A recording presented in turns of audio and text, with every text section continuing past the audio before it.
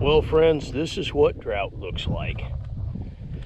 This was supposed to be a field of hay barley, and it's still going to be forage barley, but I think the cows are going to get to harvest this straight up. I don't think I'm going to worry about trying to put it in a bale.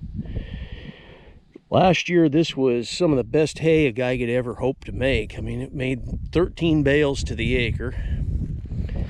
And this year, I doubt you could find a bale out there to save yourself, much less a bale to the acre. And it's pretty thin.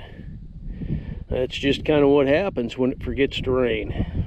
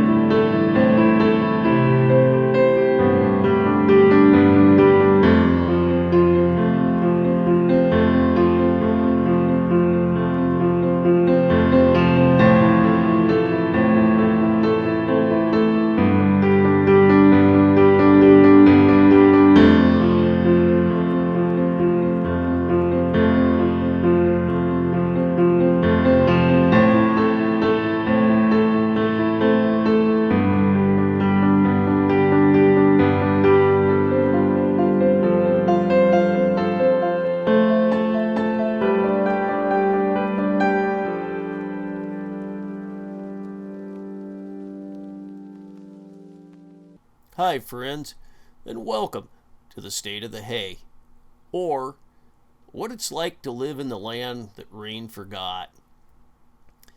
We're in D4 drought status right now, and that's as bad as it gets, but then we are a bunch of overachievers, and why settle for extreme drought when you can move all the way up to exceptional drought? It's been so dry that our weather people literally could have recorded a weather report back in March that said above normal temperatures and dry, we'll see you in September. And with the exception of some just truly extreme record-breaking temperatures the end of June, they really have had nothing to report. So what does that mean for our farm? Well, some things have worked out way better than we planned, and others have not worked out at all. Certainly in the opening clip, you saw what the spring barley looked like. Normally, a spring barley crop can range from a fairly low yield of around 3/4 of a ton to the acre to 2+ ton per acre would be not all that uncommon, but that was just non-existent.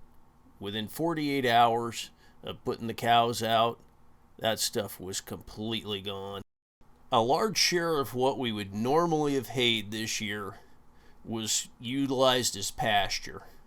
There's really no reason to roll it into a bale, just to haul it out and roll it out to feed them, and that's what we would have ended up doing. We've been very fortunate in that we were able to do that, and that we had a neighbor who was giving up the livestock business, and he offered to let us use his pasture this year. And those two things have taken a lot of pressure off. We're still going to run out of pasture by probably the 1st of October, which means we're going to start feeding about 2 months earlier than normal, which means we're probably going to be culling more cattle this fall than we normally would, and we'll be weaning the calves earlier. Whether we retain the calves as long as we normally do and market them in February, or whether we'll send them to market early, is a decision we'll still have to make. Now, in some ways, we've been very fortunate. This field that you see me baling here is triticale, and it's the first time I've ever raised it. I was hoping it would make a few more bales than it did, but overall, I'm not disappointed in this. In fact, it did well enough that I am sure I'm going to do it again. Now, this did have the advantage of being grown on summer fallow, or basically the process of growing nothing there last year so that we could save moisture for this year. It's not a perfect process, but it had 8 inches of moisture as a head start, which means that yes, we did lose some moisture during that fallow period, but you're light years ahead of anything that we seeded this spring or that would have been continuous crop last fall. Now, this video was all shot in the last half of June, and it's already the 12th of August. And since this was filmed, we've finished grain harvest, and we've already baled our second cutting alfalfa. And that brings us to what I have to believe was the biggest blessing of the year, which was our alfalfa crop. It out yielded any expectation that I had, and whether it will do it again next year or not, I don't know. It's an area I've never raised hay before, so I don't have any kind of reference to work with. What I can say is I truly feel blessed with what we got. I would have been happy with it on a wet year, and to have it do this on a dry year is a total blessing, and it's going to be my protein source for the cows this winter. The grain hay is high energy. Cows will gain weight on it. They do well, but the protein is a little bit low.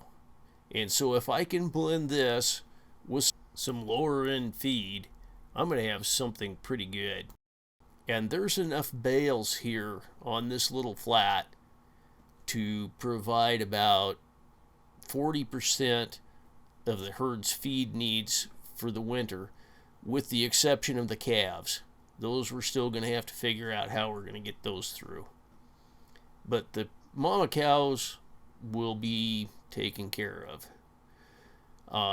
There's options out there.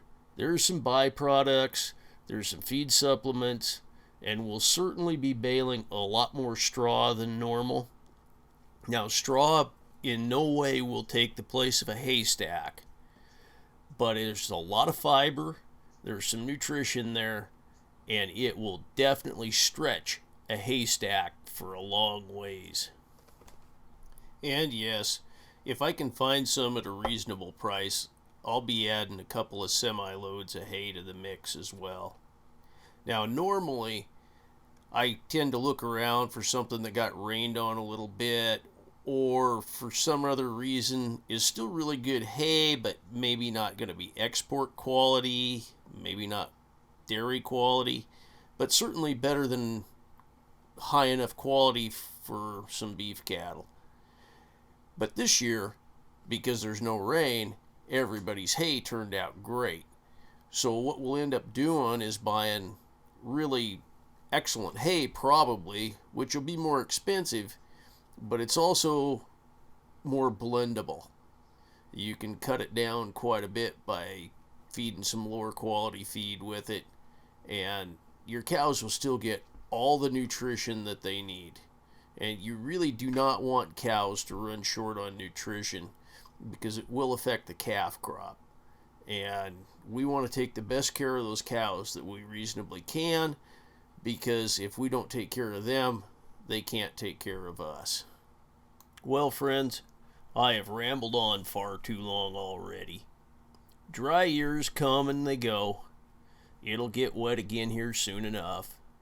It's creating a certain degree of strain, but it's really important for all of us to remember to count our blessings all the time. Because just like this alfalfa field that was so successful, in the middle of a drought. The good Lord always rains his blessings down upon us, and I hope that he rains them especially well in your direction. God bless everybody. I'll catch you next time. Harvest video should be up within a week. Have a good one.